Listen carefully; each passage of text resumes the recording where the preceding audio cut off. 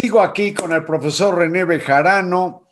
Repito, no sé de nadie en el movimiento que encabeza Andrés Manuel López Obrador que haya sido tan congruente y leal con pues las ofertas, las promesas, los compromisos de quien es el presidente de la República. Él es René Bejarano, con quien estoy hablando. Y anoche, profesor, dejé planteada mi duda sobre la claridad ideológica de un movimiento que más bien me parece indescifrable porque pregona ser de izquierda y tiene políticas públicas que no son precisamente transparentes, y puse como provocación la militarización de la seguridad interior, ahora con la pretensión de que la Guardia Nacional de plano la absorba el ejército mexicano. Y tú, dime lo que quieras, pero yo dudo que el López Obradorismo sea de izquierda y lo veo más bien del lado derecho o algo muy parecido a lo que vienen a ser los antiguos cacicazgos. Desde luego que no. La cuarta transformación es un ejemplo de transformación progresista para el México que heredamos del neoliberalismo de más de 30 años. Se puede medir en los beneficios sociales para la gente, en el desarrollo educativo, en la recuperación del sistema de salud, en la defensa de nuestros compañeros migrantes que envían miles de millones de dólares de remesas. Se recupera en la agenda de las mujeres, de los jóvenes, de los niños, de los pueblos originarios, de los pueblos comunitarios, en la pluralidad política. No hay fuerzas represivas persiguiendo ni encarcelando a opositores. Hay libertad de expresión, algunos incluso bastante poco educados o groseros en sus expresiones. Se respeta, no se encarcela a nadie por lo que dice o por lo que piensa, y se está impulsando una agenda continental en el país, insertando la economía. No es ortodoxo, no es un modelo retrógrado, porque se ha podido hacer todo esto sin contratar más deuda, sin elevar los impuestos. Sin duda se están recuperando la capacidad de recaudación que ha permitido detonar el crecimiento aún en épocas de pandemia y la recuperación. Hay estabilidad a pesar de todo. Se están tratando de esclarecer crímenes del pasado.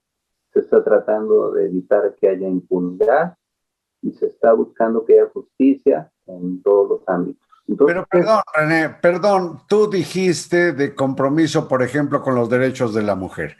Y yo te pregunto si no crees que buena parte de los votos contrarios a Morena son de mujeres a las que ofendió mucho la necedad en mantener la candidatura de Félix Salgado Macedonio a la gubernatura de Guerrero. Quizás hubo un desgaste, pero se utilizan luego algunos fenómenos para golpetear políticamente. Tú lo has mencionado en otros casos, en mi caso también, a pesar de que yo fui exonerado. Cada elección fue utilizado para descalificar a un proyecto político. Y en este caso eso sucedió.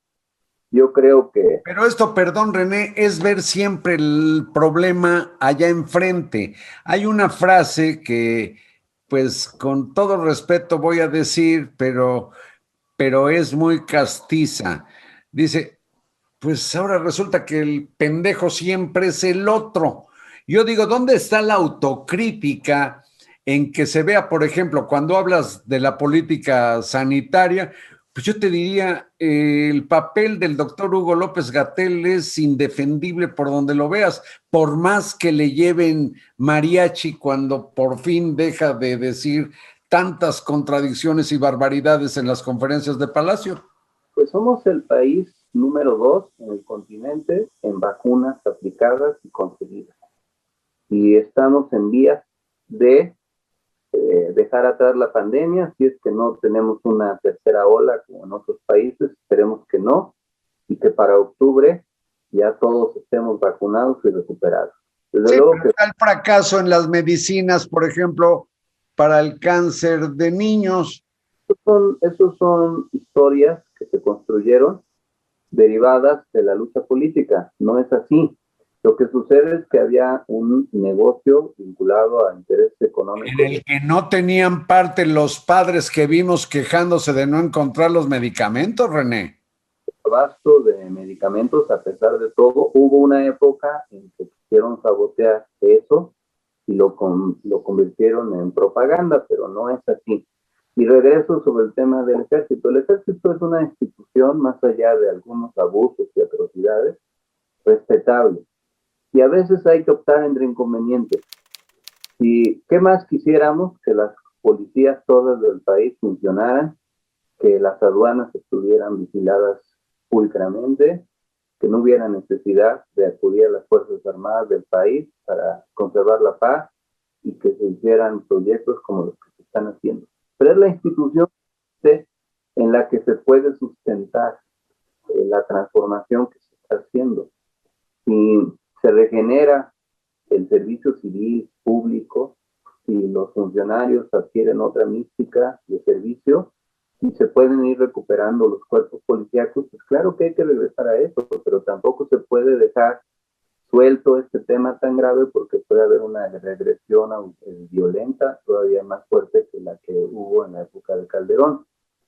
El progresismo es un proyecto contradictorio a veces, porque no es lineal. Perdóname, pero la 4T lo marca con el lema primero los pobres, contra lo cual yo no tengo ningún argumento, al contrario, pero Pero parece como si fuera solo para los pobres y no hay clases medias ni clases medias mejor acomodadas que bueno, pues también contribuyen al gasto público. el lema completo es por el bien de todos, por el bien de todos, primero los pobres, no únicamente los pobres. Y en políticas públicas se entregan becas a jóvenes de clase media y clase popular. Incluso si algún rico quisiera tener becas, lo podría tener. La pensión para adultos mayores no es discriminatoria, es universal para ricos de clase media y pobres. Los servicios que se están otorgando en diversos rubros de apoyo a discapacitados abarcan sectores diversos. La clase media es un sector muy beneficiado por la cuarta transformación en muchos ámbitos, en la construcción de vivienda, en el mejoramiento del transporte, en la eliminación de trámites, en el apoyo a micros y medianas empresas, en el fortalecimiento del sistema educativo nacional. Las clases medias o la clase media es diversa en su interior. Hay clase media que puede ser muy reaccionaria, la vemos a veces. También hay clase media que es muy progresista. La clase media... Pero perdóname, por asociación lo digo. La clase media tiene, digamos, gente de derecha y de izquierda. Y debe haber unos más bien liberales que no se comprometen en un lado u otro. ¿Y a poco los pobres son de izquierda, René? Todos, pero la mayoría de los pobres están a favor de la cuarta transformación. Eso, pero mira, el presidente ha hablado del cambio de mentalidad, de lo importante de un cambio de mentalidad. Tú mencionabas, por ejemplo, la burocracia, y tienes a tu espalda del lado derecho la emblemática fotografía, cartel del Che Guevara.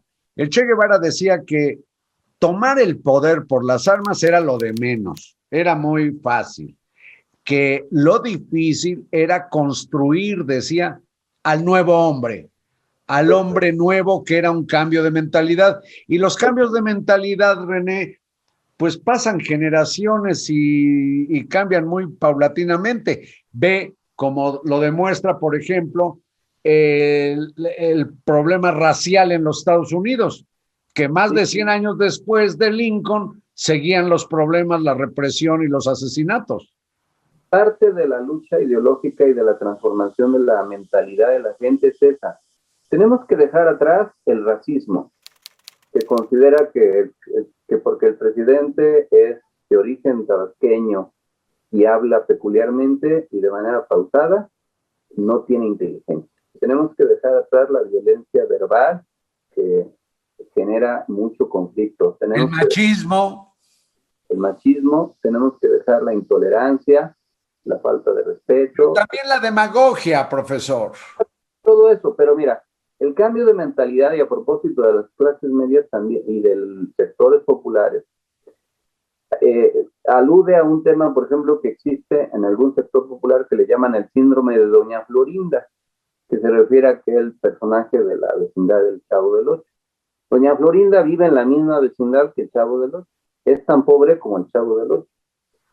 Pero su mentalidad hace que se comporte despreciativamente a lo que llaman chusma. Sí, sí, sí. En la misma... Pero René, esta conversación tuvo como motivo tu visión de los resultados electorales de la semana pasada, y yo creo que si algo deja esa elección es echar abajo la idea de un México en blanco y negro, y lo que se manifiesta más bien es la diversidad de criterios que ya cada quien, yo diría de manera sectaria, puede acomodar en la izquierda o la derecha. Somos una sociedad, por fortuna, diversa, plurisectorial, multiétnica, que democráticamente se expresa, en donde hay muchos matices y hay que tratar de ser incluyentes y aceptar a todos, aceptarnos, evitar la exclusión y entender que a todos nos va a ir bien si al final de cuentas se construye un gran acuerdo nacional. Eso es lo más importante y creo que las condiciones no se han agotado para llegar a ese acuerdo. Profesor René Bejarano, te agradezco mucho esta conversación. Ya habrá oportunidad de que nos sentemos a comer para seguir discutiendo y debatiendo. Cuando quieras, con mucho gusto. Gracias. Gracias a ti, saludos a Lola Padierna, saludos a tus hijitas preciosas, hijotas ya, una ya tuvo bebé y tú eres abuelo y yo no, porque no estoy en edad, yo tengo parientitos que me dicen abuelo. Muchas gracias, profesor. Gracias y hasta luego.